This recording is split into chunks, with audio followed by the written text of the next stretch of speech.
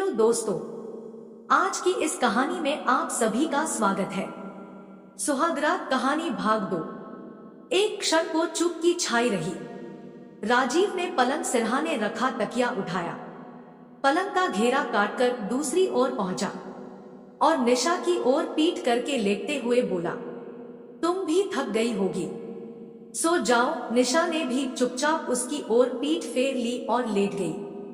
कमरे में एसी चलता रहा, मगर एक सुलगते रिश्ते की तासीर कमरे से भी अधिक ठंडी हो रही थी।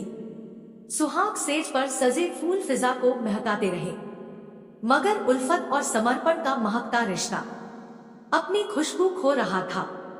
मिलन की रैना बीती, आफताब ने फिर से अपने नूर से दुनिया को रोशन किया, मगर राजीव के वैवाहिक जीवन की काली रात तो जाने कितनी लंबी थी।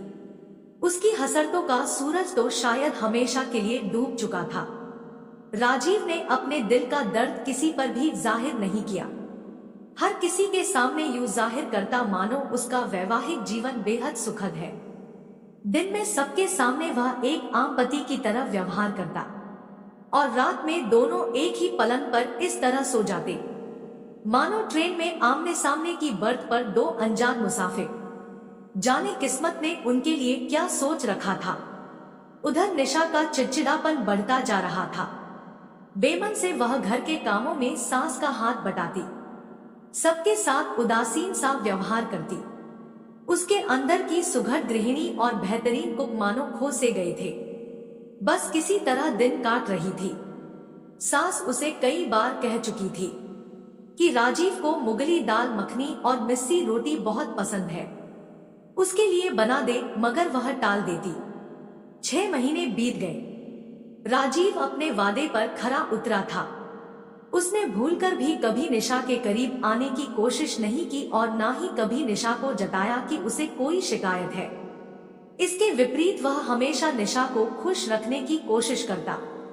एक समर्पित पति की तरह अक्सर ही निशा को कभी मूवी, कभी रेस्तरां तो कभी मंदिर ले जाता, उसकी छोटी से छोटी जरूरतों का ध्यान रखता। इन्हीं दिनों उषा ने एक बेटे को जन्म दिया। उषा की सास की तबीयत इन दिनी कुछ ठीक नहीं थी। जच्चा बच्चा के साथ साथ घर की समुचित देखरेख करने का सवाल के सामने खड़ा हो गया।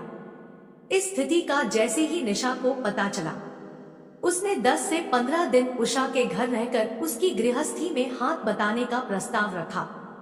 राजीव और उसकी मम्मी ने भी सहज स्वीकृति दे दी। निशा उषा के घर चली गई। उन्हीं दिनों रामनिवास का अपने भाइयों के साथ चल रहा बंटवारे का मुकदमा जिरह की स्टेज पर आ गया। यदि रामनिवास मुकदमा जीत जाते तो लगभग 15 करोड़ की संपत्ति उनके हिस्से में आ जाती। दोनों बाप बेटे रोज कचहरी जाते, घंटों वकीलों संग माथा मारते। आखिरकार जिरह पूरी हुई। 3 दिन बाद फैसला सुनाने की तिथि निश्चित की गई। जिस दिन जिरह पूरी हुई उसी रात राजीव के मामा को, जो मेरठ में रहते थे, अचानक दिल का दौरा पड़ा और वो चल बसे। रामनिवास और उनकी पत्नी को मेरठ जाना पड़ गया, जहां 1 हफ्ता लग जाना मामूली बात थी। निशा अपनी बहन के घर और माता पिता मेरठ। राजीव घर में अकेला रह गया। उधर निशा ने उषा की गृहस्थी बखूबी संभाल ली। उसने बड़ी लगन से उषा और उसकी सास की समुचित देखभाल की, घर का ध्यान रखा। यहाँ रहने के दौरान अजय के शानदार व्यक्तित्व का जादू और इनकी शानो शौकत उषा के सर चढ़कर बोलने लगी थी।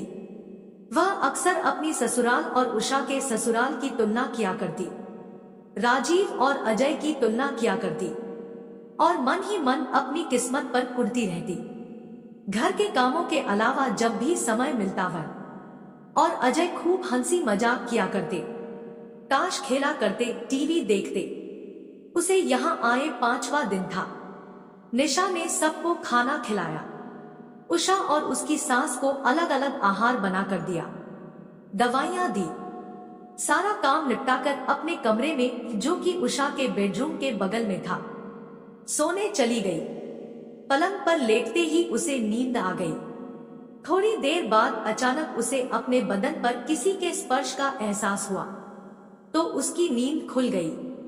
कमरे में जलते हुए नाइट बल्ब मध्यम रोशनी में उसने देखा कि अजय उसके बगल में बैठा है और उसके हाथ में उसके जिस्म पर नैतिकता की सीमा लांघकर फिर रही है। वह बुरी तरह चौंक कर उठ बैठी। उसकी जुबान को ताला सा लग गया, कुछ समझ नहीं पा रही थी कि क्या बोले। उसकी चुप्पी का अजय ने कुछ और ही मतलब समझा। उसका हौसला और बढ़ गया। उसने निशा के चेहरे को बाहों के घेरे में लेकर उसके होठों को चूमने की कोशिश की और कान में फुसफुसाया, आई लव यू निशा, आओ इस रात को हसीन बना दे।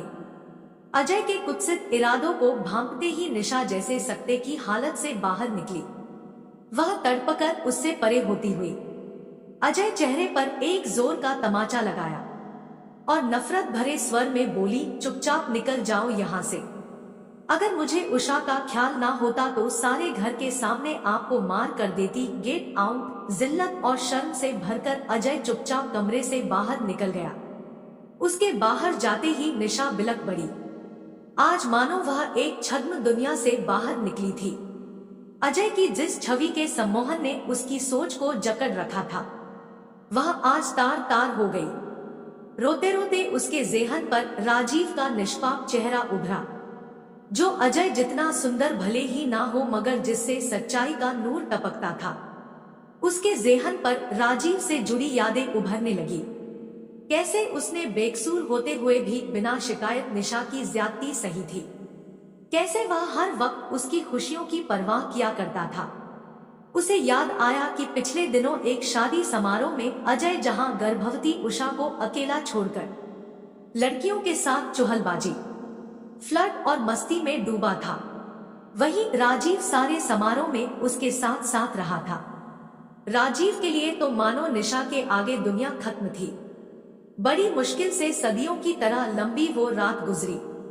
सुबह होते ही निशा ने अपना सामान पैक किया और उषा की सास के कमरे में जाकर कहा, आंटी जी मेरा मन जरा ठीक नहीं है, मैं घर जा रही हूँ, आप उषा को बता देना। एलिन और उनका जवाब सुनने से पहले ही वह बैग उठाकर घर के बाहर निकल गई और टैक्सी पकड़कर सीधी अपने घर पहुंची। सुबह के 8 बजे थे।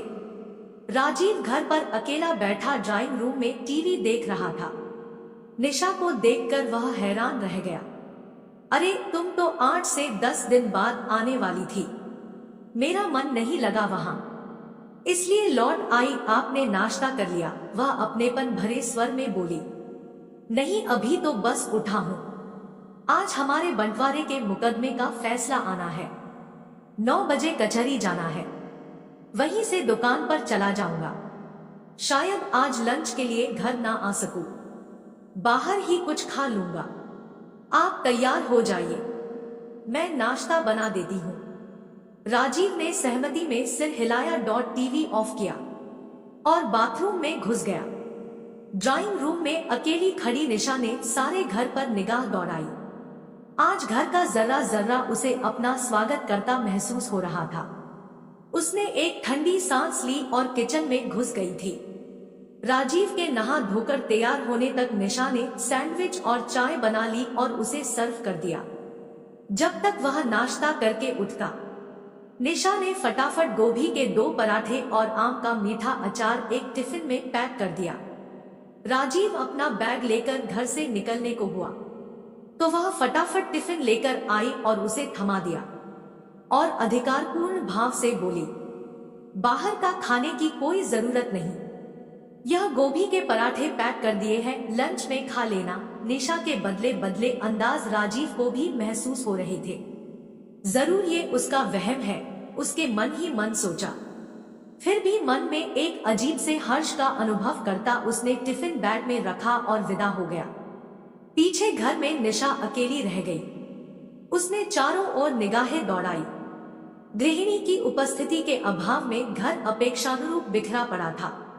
उसमें साड़ी का पल्लू कमर में खोसा और मनोयोग से घर को व्यवस्थित करने में जुट गई। शाम तक वह लगी रही। इस दौरान उसने अपना सारा हुनर इस्तेमाल कर लिया और शाम होते होते जो घर सुबह कबूतर खाना हो रहा था, वह एक सुव्यवस्थित आशियाना बन गया। शाम के 5 बज गए। वह थक गई थी। मगर अभी उसे कुछ और करना था। उसने आधे घंटे आराम करके अपनी थकान मिटाई, फिर उठी और नहा धोकर फ्रेश हुई। उसने घड़ी पर निगाह दौड़ाई। 7 बजने को थे।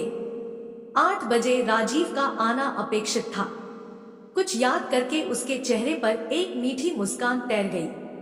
फिर वह किचन में घुस गई और बेहद मनोयोग से मुगली दाल मखनी व धनिये की चटनी बनाई और मिस्सी रोटी का आटा तैयार करके रख दिया।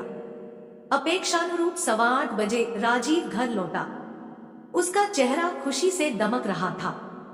घर में घुसते ही उसने बैग सोफे पर फेंका और हर्षित स्वर में बोला, निशा, हम केस जीत गए।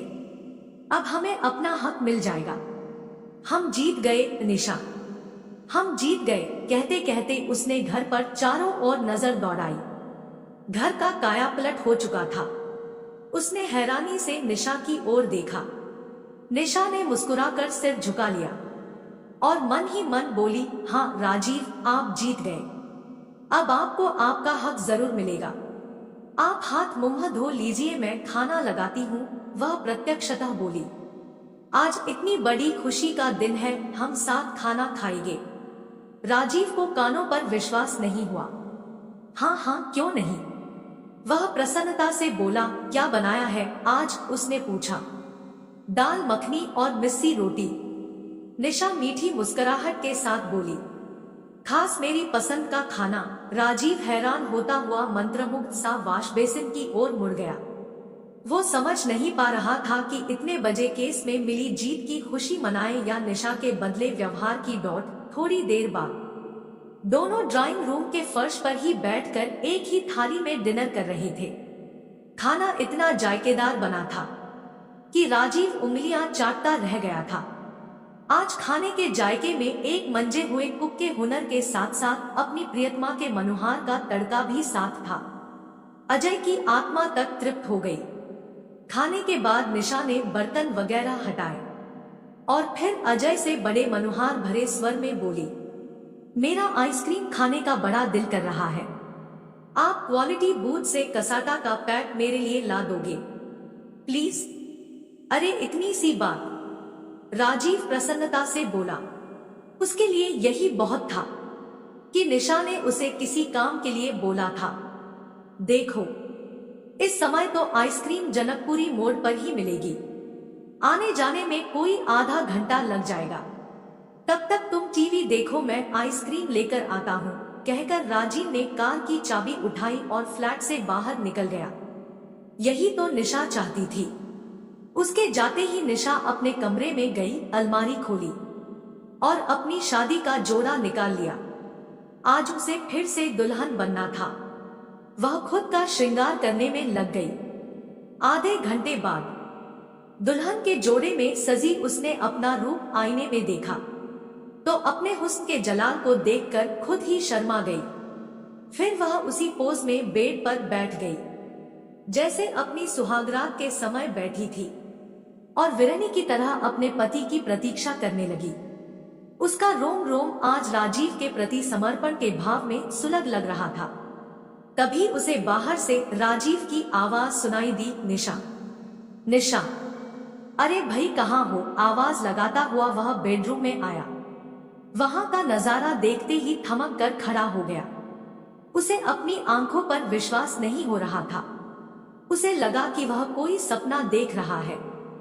दुल्हन की तरह सजा कमरा और दुल्हन के जोड़े में सजी निशा। सारा मंजर अपनी कहानी खुद कर रहा था। पलंग पर बैठी निशा का रूप अप्सराओं को मात कर रहा था। निशा धीरे से उठी और उसके पास चलकर आई। उसने अजय के हाथों से आइसक्रीम का पैकेट लेकर टेबल पर रख दिया और नजरें नीची किए हुए बोली, मेरे गुनाह की जो सजा आप दोगे मुझे मंजूर है, मगर अपने दिल से मुझे कभी मत निकालना। कहते हुए उसकी कमल जैसी आंखों से 2 मोती निकलकर उसके गालों पर लुढ़क आए। राजीव कंपित स्वर में बोला, निशा, मैं कहीं सपना तो नहीं देख रहा। तुमने मुझे स्वीकार कर लिया डॉट। निशा ने अपनी गोरी बाहें राजीव के गर्दन के गिर्द लपेट दी और भावविह्वल स्वर में बोली, मुझ जैसी बददिमाग लड़की को आपने स्वीकार किया। कभी नफरत की नजर से देखा तक नहीं। ये तो मेरा सौभाग्य है राजीव, मैं आप जैसे देवता पुरुष के काबिल कहाँ हूँ। राजीव ने आतुर भाव से उसे बाहों में भर लिया। निशा लता की तरह उससे लिपट गई। वक्त जैसे थम गया। कितनी ही देर दोनों यूं ही आलिंगनबद्ध खड़े रहे।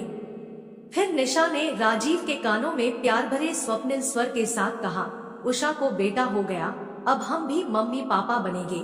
राजीव भाव विभोर स्वर में बोला, हाँ मगर मुझे बेटी चाहिए, तुम्हारे जैसी नहीं, आप जैसी। मेरे जैसी हुई तो नकचढ़ी बनेगी, वो हंसते हुए बोली। राजीव भी हंस पड़ा। दोनों ने पलंग की ओर नजर उठाई। निशा ने शर्मा कर सिर झुका लिया। राजीव ने उसे अपनी बलिष्ठ बाहों में उठाया और पलंग की ओर बढ़ चला। सड़क पार कहीं दूर लाउडस्पीकर पर गाना बज रहा था, दो सितारों का ज़मीं पर है मिलन आज की रात। आइसक्रीम उपेक्षित सी पड़ी पिघलती रही। आज उनकी सुहागरात थी। दोस्तों, उम्मीद है आप सभी को ये कहानी पसंद आई हो। अगर पसंद आई हो तो वीडियो को लाइक और ऐसे वीडियो देखने के लिए हमारे चैनल को सब्सक्राइब जरूर करें। धन्यवाद।